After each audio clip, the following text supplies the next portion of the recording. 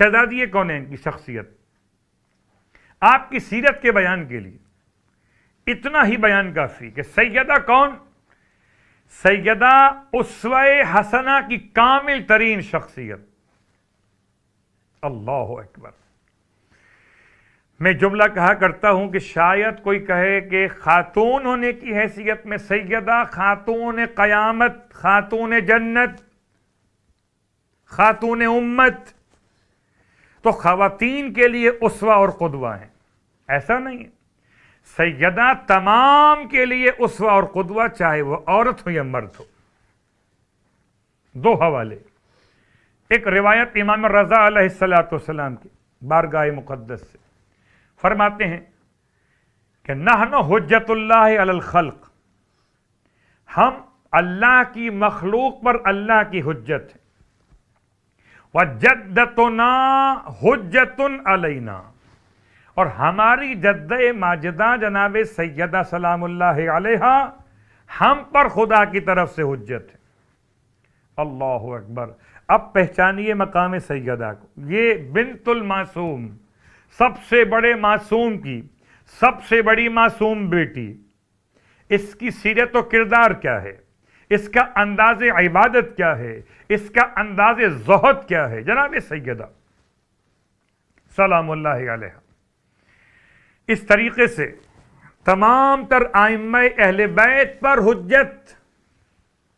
پھر امام زمانہ علیہ السلام کو جملہ فرماتے ہیں رسول خدا کی بیٹی کے بارے میں، فی ابنت رسول اللہ لی اسوۃ حسنۃ، رسول خدا کی بیٹی کی زندگی میں میرے لیے بہترین نمونہ عمل اسوہ ہے۔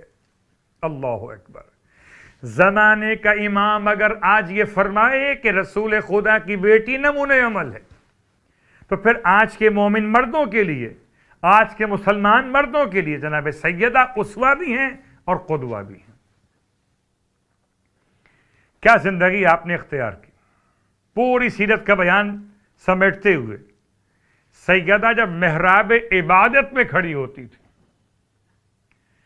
تو فرشتگان پروردگار آ کر سلام پیش کرتے تھے، بالکل اسی انداز سے جیسے جناب مریم کے لیے، بلکہ اس سے بھی بہتر انداز سے، جیسے کہ آپ درود میں سماعت کرتے نا کہ افضل ما صلیت علی ابراہیم و آل ابراہیم۔